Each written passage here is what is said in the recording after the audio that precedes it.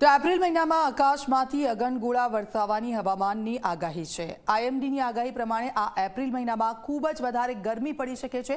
સાથે જ લૂ વરસાવતા દિવસોની સંખ્યામાં પણ વધારો થઈ જશે।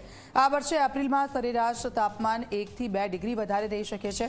સરેરાશ તાપમાન 42 ડિગ્રીની આસપાસ રહી શકે છે।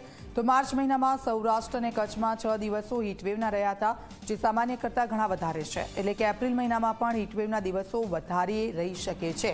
એટલે કે આ મહિને તમારે વધુ ગરમી સહન કરવા માટે તૈયાર રહેવું પડશે।